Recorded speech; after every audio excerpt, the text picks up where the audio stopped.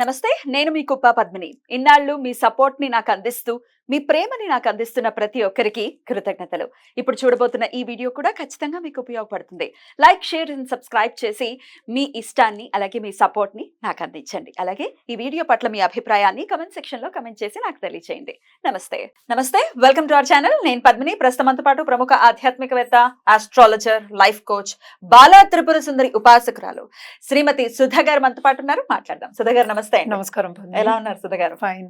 ఏ దశలు ఎట్లా ఉంటాయి అనేది చాలా సవివరంగా తెలియజేస్తున్నారు. మంచి అవేర్నెస్ ని ఖచ్చితంగా తీసుకొస్తుంది. ఎందుకంటే చాలా వరకు ఎంతో కొంత నాలెడ్జ్ ని అయితే గెయిన్ చేస్తున్నారు. మనకి ఏంటి, మన నక్షత్రం ఏమిటి, మనకి దశ నడుస్తోంది అనేది చాలా మంది తెలుసుకుంటూ ఉన్నారు.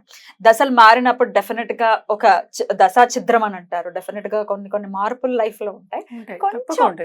కొంచెం అవగాహన తెచ్చుకుంటే హ్యాపీ. రాహు మహర్దశ అయ్యి బాబాయ్ 18 సంవత్సరాలు. 18 years.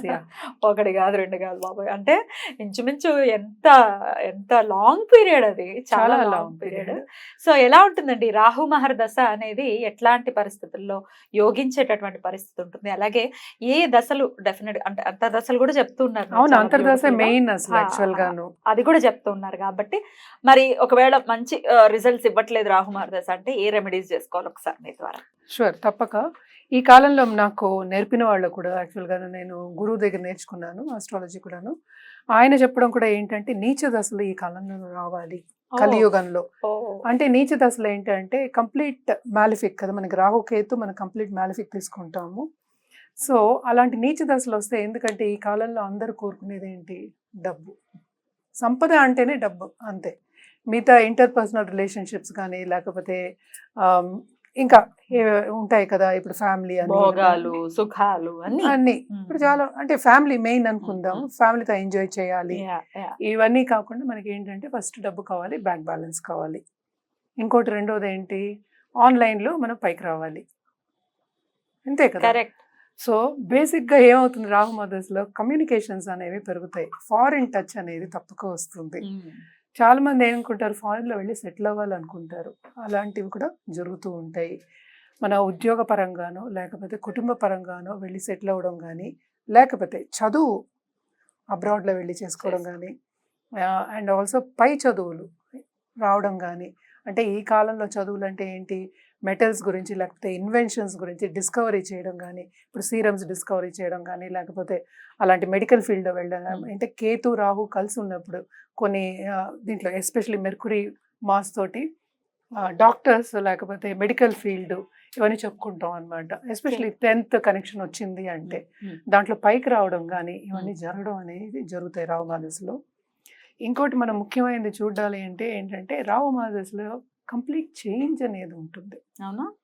అప్పటి వరకు ఒక లైఫ్ తర్వాత అలానే డివిజన్ చేసుకోవడం కన్నా ఏదో ఒక మార్పు, అంటే ఏంటి, పక్కదారి నుంచి తీసుకెళ్లే ఛాన్సెస్ ఎక్కువ ఉంటాయి. అంటే పక్కదారి అనుకోకూడదు, అది వేరే మీనింగ్ వస్తుంది. కంప్లీట్ సబ్జెక్ట్ చేంజ్ అవడం కానీ, లేకపోతే అవును కంప్లీట్ చేంజ్ అవుతుంది, చాలా పాత్ మారుతుంది. అండ్ ఆల్సో ఈవెన్ ఉద్యోగ రీత్యా కూడా మారుతుంది. కొంతమంది ఏంటంటే మానేసి ఫుడ్ బిజినెస్ వెళ్ళిన వాళ్ళు ఉన్నారు. అంటే ఉద్యోగం మానేసి ఫుడ్ బిజినెస్ లోకి వెళ్ళడం కానీ, ఏదైనా బిజినెస్ పెట్టుకోవడం కానీ వెళ్ళడం జరుగుతుంది. And also landed property, suppose Rahu 4th హౌస్లో ఉన్నారంటే రియల్ ఎస్టేట్ రంగం ఇప్పుడు బూమింగ్ బిజినెస్ కదా. ఏమేమి ఇప్పుడు ఈ జరుగుతోందో, దేంట్లో భూమి వచ్చిందో, ఎస్పెషల్లీ డబ్బు ఎక్కడ ఎక్కువ, సంపద ఎక్కడ ఉందో దాంట్లో వెళ్ళడం అనేది జరుగుతుంది. స్పోర్ట్స్కి కూడా మనం చెప్పుకుంటాం అనమాట. అలాగే పాలిటిక్స్కి కూడా మనం రాహు చెప్పుకోవాల్సి వస్తుంది ఒక్కొక్కసారి. అవును, టచ్ రావాలి. ఎందుకంటే ఆ రాహు ఉంటేనే తీగ మాట్లాడడం అనేది వస్తుంది, పని చేయించుకోవడం అనేది వస్తుంది అనమాట. That is also a creative force. అంటే క్రియేటివ్ ఫోర్స్ అనేది ఉంటుంది. సో బాగుంటుంది రాహు మహర్దశ. కానీ సబ్దశలు వచ్చినప్పుడు, మళ్ళా ఆ భుక్తి వచ్చినప్పుడు, మళ్ళా అంతర్భుక్తి, దాంట్లో అంతర్ వచ్చినప్పుడు మారుతూ ఉంటుంది పీరియడ్. కొన్నిసార్లు ఏంటి, రాహు కేతు వచ్చినప్పుడు ఎస్పెషలీ అంత బాగుండదు. ఎందుకంటే నోట్స్ కదా అవి రెండు, చంద్రుడికి నోట్స్. సో ఎండింగ్ అనమాట, ఎండింగ్ అంటాం మనం. ఒకటి స్టార్ట్, ఒకటి ఎండ్. సో ఇది రాహు దశ వచ్చినప్పుడు, అంటే స్టార్ట్ ఎండ్ రెండు ఒకేసారి వచ్చినప్పుడు, రాహులో కేతు వచ్చినప్పుడు కానీ నీకు చాలా ప్రాబ్లమ్స్ వస్తాయని చెప్తాం. అంటే ఏంటి, లాసెస్ అనేవి ఎక్కువ వస్తాయని చెప్తూ ఉంటాం. కానీ నీకు లాసెస్ వచ్చినప్పుడు ఏమవుతుంది, స్పిరిచువల్ గ్రోత్ అనేది ఉంటుంది, మనకి తెలుస్తుంది మనం ఏంటి. అట్ ద సేమ్ టైం ఏంటంటే ఇప్పుడు వేరే మెంటల్ టెన్షన్స్ కానీ యాంగ్జైటీ కానీ, at the same time suicidal tendencies, depressions, ఇవన్నీ కూడా చెప్పుకోవాలన్నమాట. అందుకని ఈ అంతర్దశను బట్టి ఇది భయపడవలసిన ఒక విషయం కాదు. ఇది అవగాహన వచ్చిందంటే మనం హెల్ప్ తీసుకోవడం అనేది Correct. ఈజీ ఉంటుంది. Correct. సో ఎప్పటికైనా అవగాహన అనేది వెరీ ఇంపార్టెంట్. సో ఇవన్నీ వచ్చినప్పుడు ఏంటంటే చూసుకోవాలి మనం. కానీ రాహు మదశ జనరల్గా ఎస్పెషలీ ఈ యుగానికి, కలియుగానికి యోగిస్తుంది. అలాగే మనం చూసామంటే రాహుకి రెమెడియల్ మెషర్స్ చేసుకోవాలి అంటే కనుక తప్పక రాహు జపం చేసుకోవడం అనేది మంచిది. నవగ్రహాలకు ప్రదక్షిణ చేసుకోవడం ఎక్స్ట్రీమ్లీ గుడ్. అండ్ ఇంకోటి ఏంటంటే దుర్గాదేవికి మనం దేవి పూజలు ఎక్కువ చెప్తాం రాహుకి. అవును. చేసుకోవాలి తప్పక. ఎందుకంటే అప్పుడే పైకి తీసుకెళ్తుంది. డబ్బు ఒక్కటే లైఫ్ కాదు. డబ్బు సంపాదిస్తున్నావు అంటే డబ్బు ఒకటే మిగులుతుంది, అదే మాయ. మాయావీన. అందుకని చెప్పడం అనమాట. ఎస్పెషల్లీ ఈయన ఏంటంటే ఒక బ్లాంకెట్ కప్పుతాడు, ఐస్ కంటికి ఒక ఇది కప్పుతారు అంటూ ఉంటారు, గంతలు పెట్టుకుంటారు అంటారు, అలా ఉంటుందన్నమాట. డిఫరెంట్ వ్యూ వస్తుంది, డిఫరెంట్ పర్స్పెక్టివ్ వస్తుంది దశ వచ్చినప్పుడు. అప్పటి వరకు ఏంటంటే మనం స్పిరిచువల్గా గ్రో అయినా కూడా కొంచెం స్టంట్ అయ్యే ఛాన్సెస్ ఎక్కువ ఉంటాయి అన్నమాట. స్పిరిచువాలిటీని కొంచెం తగ్గిస్తుంది, ఎందుకంటే డబ్బు సంపాదించడంలో ఎక్కువ ధ్యాస పెట్టడం అనేది జరుగుతుంది. అంటే ఏంటి ఇప్పుడు ఏం జరుగుతోంది, ఈ కాలానికి ఏంటి జరుగుతోంది, దాన్ని బట్టి వెళ్తూ ఉంటాం అనమాట. రైట్. రాహుల అంతర్దశలు ఏవి బాగుంటాయి అనుకోవచ్చు అండి? రాహుల అంతర్దశలు మనకి ప్లానెటరీ పొజిషన్ బట్టి అనుకుందాము. రాహు సన్ బాగుంటుంది, రాహు మూన్ మళ్ళీ బాగుండదు, రాహు మార్స్ బాగుంటుంది, మళ్ళాను కొంచెం ఆధ్యాత్మికంగా కూడా అవుతుంది. ఎందుకంటే రాహు మార్స్ అనేది మనకి ఎండింగ్, మళ్ళీ వచ్చేది ఏంటి మనకి జూపిటర్ గురుమహాదశ వస్తుంది. సో ఆ దశకి ట్రాన్సిషన్ అంటాను అనమాట నేను ఎప్పుడు. ఆ ట్రాన్సిషన్ అయినప్పుడు ఏంటంటే చాలా మార్పులు అనేవి జరుగుతూ ఉంటాయి. నేను చూసింది ఏంటంటే ఒక బిజినెస్ స్టంట్ అయ్యి ఇంకో బిజినెస్కి వెళ్ళడం కూడా నేను చూసాను. అది అంటే ఏంటంటే కంప్లీట్గా అసలు అది స్టాప్ అయ్యి వేరే చోటకి వేరే కంప్లీట్ ఫ్లిప్ సైడ్ అంటాం.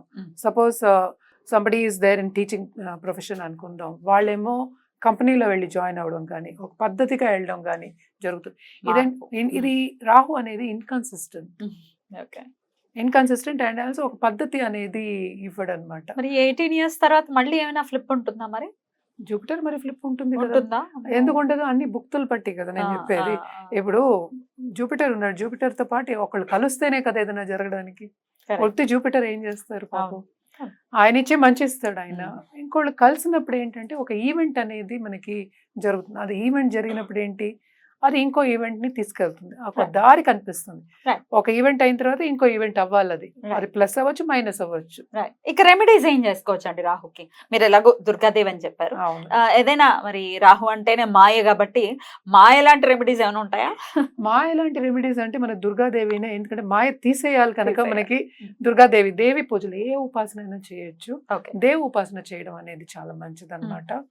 అలాగే రాహు మహాదశలో పెళ్ళైన వాళ్ళు బోడంత మంది ఉన్నారు, సంసారం సాగించిన వాళ్ళు బోడంత మంది ఉన్నారు. అట్ ద సేమ్ టైం ఏంటంటే ఈ దశలో అంతర్దశలు వచ్చినప్పుడు డిస్టర్బెన్సెస్ అనేవి అది తప్పదన్నమాట.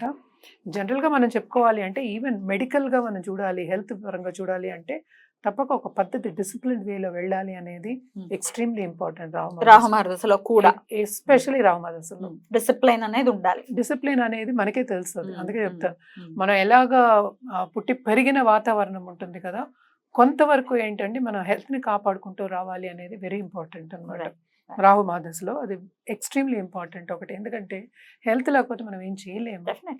హెల్త్ తర్వాత అన్నీను, హెల్త్ బాగుంటే మనకి మెంటల్ హెల్త్ కూడా బాగుంటుంది, అదే కనెక్షన్. సో ఈ రెండు బాగుంటే కనుక మన లైఫ్ కూడా బాగుంటుంది. డబ్బు సంపాదించడం సో అది వేసుకుంటే మంచిది, but if it is warranted only. ఇప్పుడు జాతకం చూసి దాంట్లో వారంటెడ్ వేసుకోవచ్చు, బాగుంటుంది పెట్టుకోమంటాం, లేకపోతే లేదు. రైట్ అండి, చాలా బ్యూటిఫుల్ గా ఎక్స్ప్లెయిన్ చేశారు. ఒకవేళ రాహు మహాదశ రాబోతోంది ఎవరికైనా అని అనుకుంటే కనుక డెఫినెట్ ఇది ఒక మంచి అవేర్నెస్ వీడియో అవుతుంది. డెఫినెట్ గా ఈ రెమెడీస్ ఏవైతే ఉన్నాయో ఫాలో చేసుకుంటూ 18 years కూడా డిసిప్లైన్ గా ప్లాన్ చేసుకుంటే ఎట్లాంటి ఇబ్బందులు లేదు అని చెప్తున్నారు కాబట్టి బ్యూటిఫుల్.